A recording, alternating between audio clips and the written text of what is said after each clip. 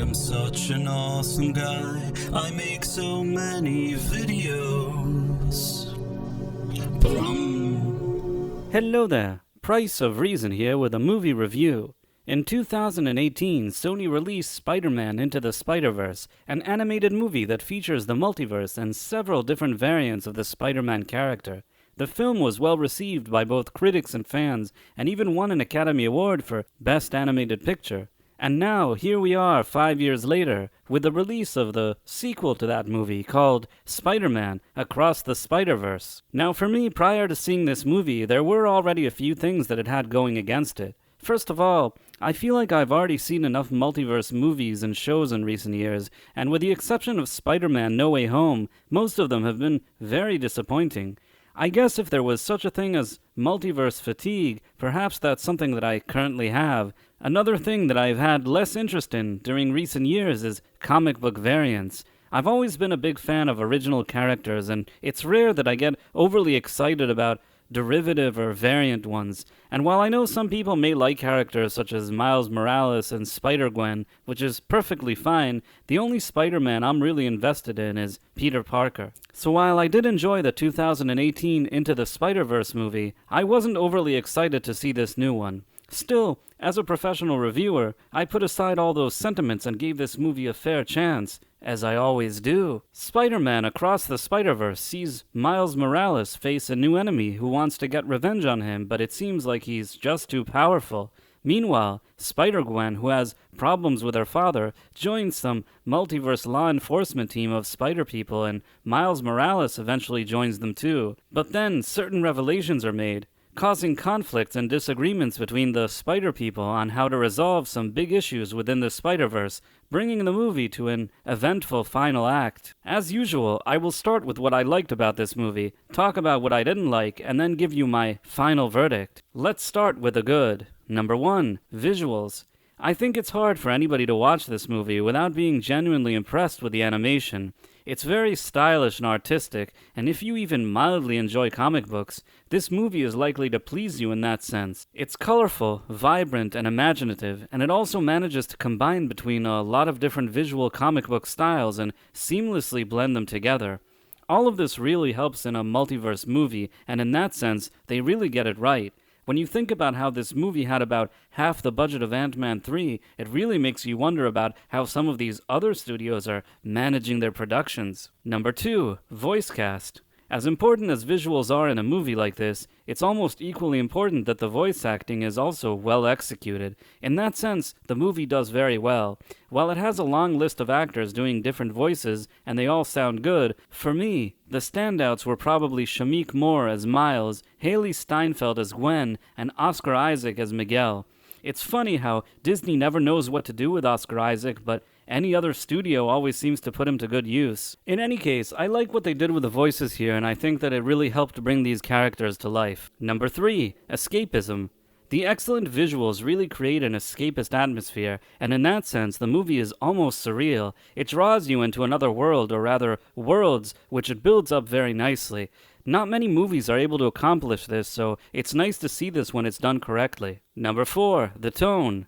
The movie knows when to bring in more heartfelt moments, but at the same time it knows when to be fun and adventurous. We get to know different characters, especially Miles and Gwen, and I think that the movie knows how to navigate between more serious moments and more lighthearted ones. Number 5, references. This movie incorporates so many elements from all forms of Spider-Man entertainment. If at some point you've watched a Spider-Man live-action movie, cartoon, or video game, there are a lot of visual references to those in this movie. The idea is that all of these characters exist within the multiverse, and this movie attempts to honor all of them, which is pretty nice. Now let's talk about what I didn't like. Number 1, too busy. I feel like at times this movie tries to do too many things at once on screen. While I liked some of the characters and references in the movie, as I have already mentioned, perhaps I didn't need to see them on screen every second. It's not that I didn't like what the movie was doing. I guess it was just that at times for me, it was trying to do too much of it, if that makes any sense. Number 2, too convoluted. Any movie that you have with a multiverse and so many characters is always going to make it difficult to tell a clear story. While I understood what was going on throughout the movie, and I think it had an overall decent story, at times I felt that perhaps they could have simplified the plot just a little bit. Number 3, the ending. The ending of this movie is supposed to be some big climax, but it felt more like the ending of an ongoing weekly TV series.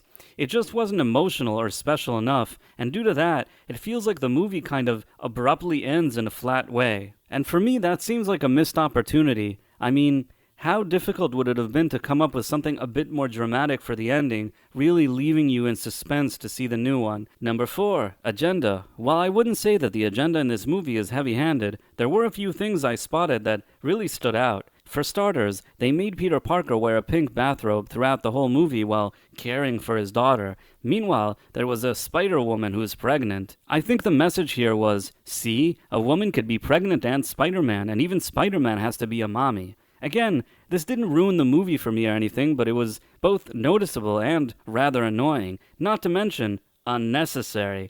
I mean, not to be too controversial here, but I think that a 9-month pregnant woman shouldn't be Spider-Man, and Peter Parker doesn't need to bring his baby daughter with him everywhere when he's Spider-Man. Not only is that dangerous for the baby, but it's not practical at all. Number 5, too long. At 140 minutes, this movie felt like it was on the long side. Animated movies like this are probably better if they're between 100 to 120 minutes tops, and I think that the 20 minutes that were extra here, they could have been dropped from this movie, and it may have even improved it. Number 6, too much Gwen. I didn't mind the character of Gwen, but I felt like the movie focused on her a bit more than it should have. Also, while I don't think that they made Gwen an all-out girl boss, I do feel like she was made to always seem a bit better than Miles, who was supposed to be the protagonist. Number 7, Miles' extra powers. I know that this has been a thing for some time in the comics, but I don't know how I feel about Miles having all these extra special powers, such as being invisible and electrocuting people.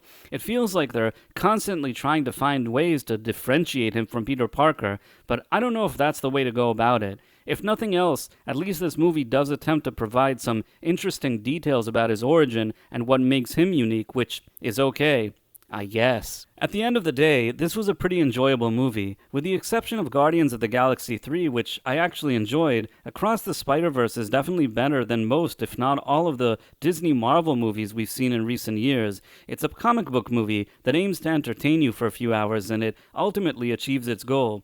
With that being said, as much as I wanted to really like this movie, I ended up just liking it.